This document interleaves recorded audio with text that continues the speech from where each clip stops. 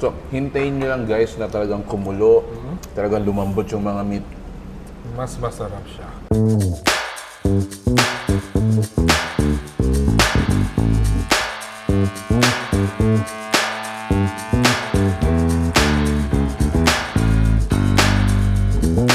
Naano kabalin? Welcome to Pampanga. Yes guys, kung kayo ba'y naghahanap ng Korean traditional hangover soup dito sa Angeles City, you must try this one. Guys, nandito tayo ngayon sa Jeju Joon Restaurant dito po sa may Angeles City. And we're gonna get inside. We're gonna try their traditional dishes. At yung sinabi ni Mark, yung hangover soup nila. So, if you wanna know more about this, samahan niyo po kami. So tara, let's go!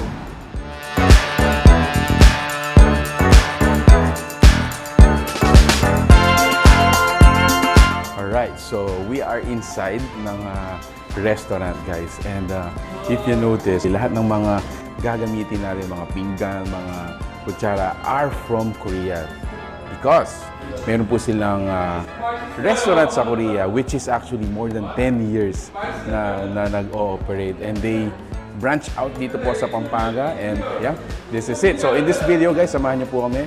We're gonna get ready our table and let's go. So guys, unang sinerve sa atin itong tatlong parang sizzling sila. Yes. More of stir fry, parang ganun siya. No? But the name, ang tawag nila dito ay Ito yung kanilang Sokop Changgui, which is actually beef intestines. So nabanggit kanina ni Mark, parang siyang isaw. isaw. Parang ganun yung lasa niya. Since it's actually an intestine nga. Same time, meron din tayo yung Jeok Bukum naman. Choyok bukum. And more on, ito yung medyo spicy side na dish. Actually, spicy, Yes. a little bit sour para sa akin. Yes. Medyo maasim siya. Pero good. Yes. Pero masarap siya. Yes. Ito yung samgyeopsal na original sa kanila actually. Yes. But the meat, the ginamit nila dito, if you notice, these are the premium meat na ginagamit. Mas makapal. A little bit of fat would Yes. really add that flavor. No? Additionally, they have this side dish. Side dish. Uh-huh. To add taste dun sa sa mga dish natin. Actually, so it's very versatile, guys. You can use it on your, samgyeopsal.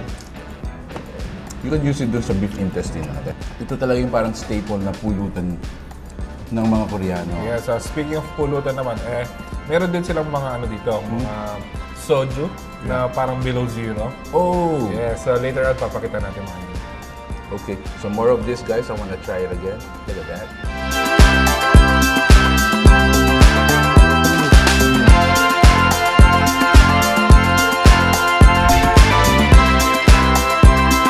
So next dish na titikman natin guys is, they call it Somori and satay suyok. ayun. Which mean, ito yung kanilang hano beef head or pisngi ng baka and beef shank. Beef shank, Yes. which is mainly yung talagang pure meat, ng mga baka. Para sa akin, so kanina natikman natin to, parang mas masarap sa akin yung hano. Kasi dahil siguro may konting fat. Like gooey. Yes, yes. So, almost parang siyang may resemblance ng kumakain ka ng glass noodle. Yes. Pero malasa. May lasa siya. No? Actually, even mas masarap nga siya kapag, sabi nila, kapag yung sabaw mo, kumukulo na. Yes. Para yung, even yung lasa ng gulay, matikman mo. Actually, so ayun guys. Tikman din natin. Tikman natin. Ingat lang guys kasi Sobrang init. sobrang init, pero yun yung nagpapasarap actually. Actually, Then you add up yung mga spices and mga dips. This one is, para siyang wasabi dip, para Yes. siyang ganun. It is a little bit spicy, a little bit sweet din. And then, para siyang yung pinaka-liquid natin, it's a little bit sour. yes. I So, think, yeah. para sa akin, this is the best partner niya. I guess. For this one, for this dish naman. So of all of the dips na available dito guys, this is the dip that we recommend. This one's very, very terno siya. Terno. Ayan, so one more. Row.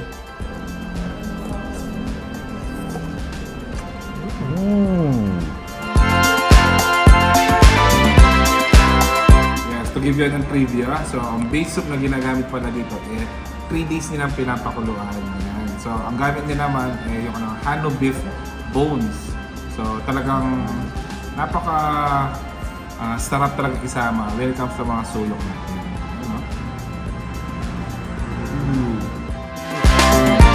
Okay, so next dish na ipapatiin nila sa atin is yung Naejangtang. Yes. Ito naman, more on the beef intestine naman. Yes. So meron tayo dito yung parang tuwalya, parang Intestines. yes. Same time itong Actually, ito, itong part na to hindi ko alam it's for us to figure out. Yes. Pero according to our mga management dito, nanggaling naman lahat sa baka yan. Sa baka. So we are safe. Yes, more on beef talaga ang pinanggalingan nito. Actually, it's very versatile, no? Yung mga ibang Koreano nga daw, they partner it Beef na. dip lang. So, again, this dip is very versatile din. Yes. Napakasarap din niya, guys. Yung sa'yo naman, I think you tried it with With kimchi and itong ano nila, side dish. Pero nasa inyo, depende sa panlasa nyo. And nagbabago din yung taste kung ano yung mga right linalagay after. nyo. Actually. Yes. So, si soyo pala is parang general term siya of cooking. Yes. Since this is parang new concept na rin naman, na syempre, nag-evolve tayo at the same time, nag-i-innovate tayo. Nagtatry sila ng iba-ibang meat. Ngayon naman, meron tayong intestine, yung kanina, meron tayong mga mask.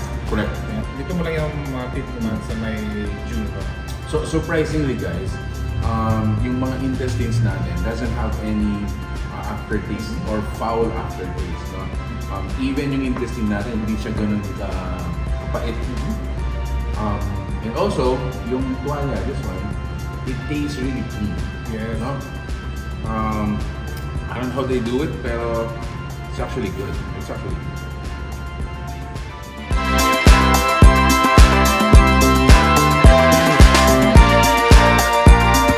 Next dishes or soup-based dish na pinatikim nila sa atin are, so sa akin guys is yung Naejangtang.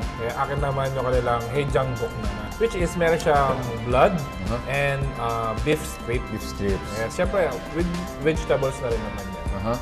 And then sa akin naman guys, yung Naejangtang. So in it, yung mga meat natin, yung mga nakita natin kanina. So those are the intestines, yung mga iba-iba pang kasing actually inerts na tinatawag nila sa mga baka. How about the soup, bro? Actually, yung soup malasa siya. Yes. And maganda ang partner to with rice. With rice. Yes. Lalo-lalo na yung ginamit pa naman na meat dito, Hano beef.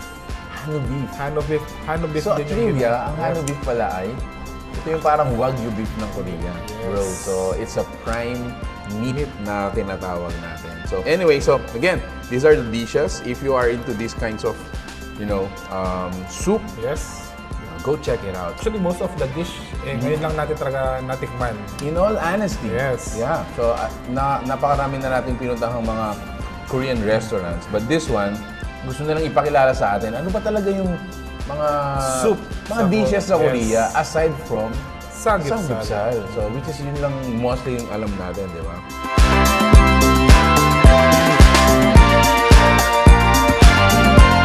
Okay, so last to taste guys, ito yung last batch natin. Again, dalawa pa rin to sa mga soup-based dishes nila. So, natikman ko sa akin is ito yung Galbitang. Yes, ako naman syempre yung kanang kimchi jjigae. Familiar one. Familiar. So, they are getting popular na rin because they are introduced to other restaurants. I think this is one of the best kimchi jjigae na natikman ko. Really? Yes. Wow.